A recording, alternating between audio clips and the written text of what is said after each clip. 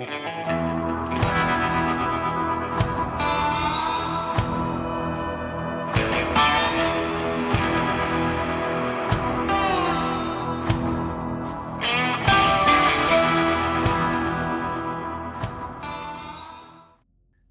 Lodge, Thursday, May 1st, 1884. Our little city, just yesterday, was thrown into a state of intense excitement and horror by the perpetration of a murder and attempted robbery, which, for cold-bloodedness and boldness of design, was never exceeded by the most famous exploits of the James Gang. You see, the hour was a little after 9. A heavy rain was falling and relatively few people were upon the streets when 4 men rode in from the west and hitched their horses back of the bank coal shed. The bank was just opened up. Mr. Geppert, the cashier, had taken his place and began work on settling the monthly accounts. E.W. Payne, the president, was sitting at his desk writing when, as nearly as we can learn, 3 of the robbers entered. According to a preconcerted plan, we presume, 1 advanced to the cashier window, 1 to the president's window, while 1 seemed to have gone around into the back room to the iron lattice door. Almost immediately after the men were seen entering the bank, several shots were heard in rapid succession. Reverend Friedley, who happened to be just across the street, immediately sounded the alarm, and Marshal Den, who was standing near the livery stable across the street from the bank, opened fire on the robber outside, who returned the fire, fortunately without effect. The robbers now saw that their game was up, and they broke for their horses, mounted, and rode out of town going south. It was but a few minutes until a score or more men were in hot pursuit. To those who remained, on going into the bank, a horrified sight was presented. George Geppert, the esteemed cashier, lay at the door of the vault, weltering in his own blood, and died. A hole in his chest showed where the ball had entered and probably severed the carotid artery, told the tale. Mr. Payne, the president, laid near him groaning with pain. An examination showed that a pistol ball had entered back of the right shoulder blade and, ranging across, had probably grazed his spine and lodged somewhere under the left shoulder blade. Mr. Payne's wound is a very serious one, but the doctors express strong hopes of his recovery. Going back to the pursuing party, we get the story of the exciting chase from a participant. The pursuing party first came to sight of the robbers beyond the crossing of the Medicine south of town. The party, seeing that they were about to be taken, turned and opened fire. Several volleys were exchanged.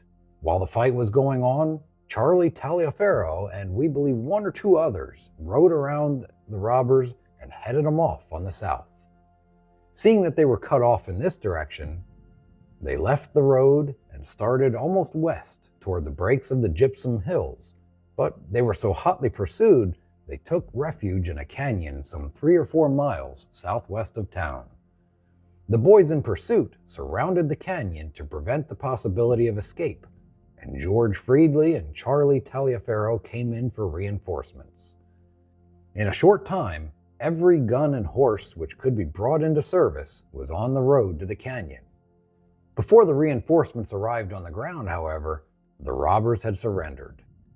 The surprise of the captors can be better imagined than expressed when, on taking charge of the outfit, they found that they were all well known. The leaders of the gang were Henry Brown, who was Marshal of Caldwell, and Red Wheeler, Assistant Marshal of the same city. The other 2 were well-known cowboys, William Smith, who's been employed on the T5 range, and another cowboy who is known by the name of Wesley, but has several aliases. Of these men, Brown is the only one who has acquired any notoriety. His history on the frontier began with his connection with Billy the Kid in New Mexico. It's said that he was a companion of the noted desperado in some of his most exciting adventures. Of late years, however, he seemed to have sobered down some 3 years since he was elected Assistant City Marshal of Caldwell, and for the past 2 years has occupied the position of Marshal of our neighboring city. In appearance, Brown does not show the criminal particularity. He's a man of about medium height, strong, wiry build, wears no beard except a mustache, and his face indicates firmness and lack of physical fear.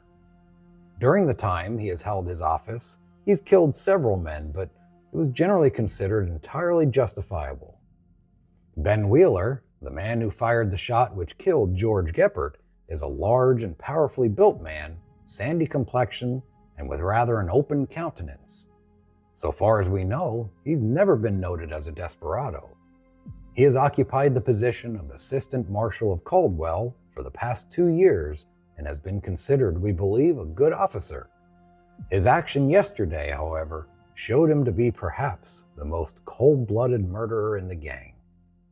Wesley is rather under medium size and has an evil, reckless expression of countenance, and is just such a boy as would aspire to be a desperado.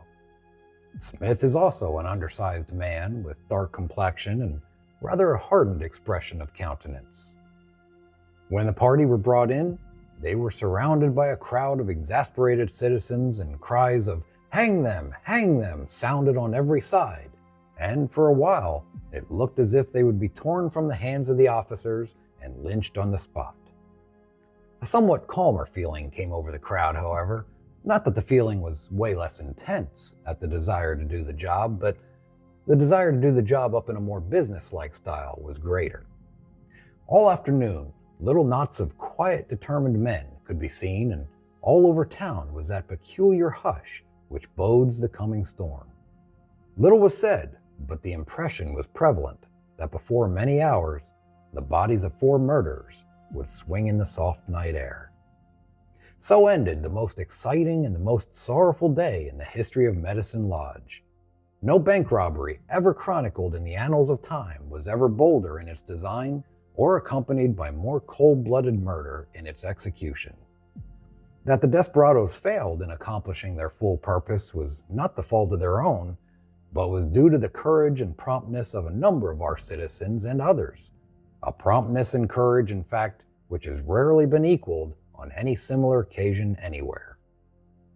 About 9 o'clock that evening, the stillness of the night was broken by 3 shots fired in rapid succession, and at the signal, a crowd of armed men advanced on the jail and demanded the prisoners. This was refused, but notwithstanding their spirited resistance, the sheriff and posse were overpowered and the doors of the jail opened, when the prisoners who were in the inner cell, unshackled, made a sudden dash for liberty. In an instant, the moonlight was so mingled with bullets that it was a highly unsatisfactory locality for a promenade, and the fact that no one except the prisoner were seriously injured is a matter of wonder.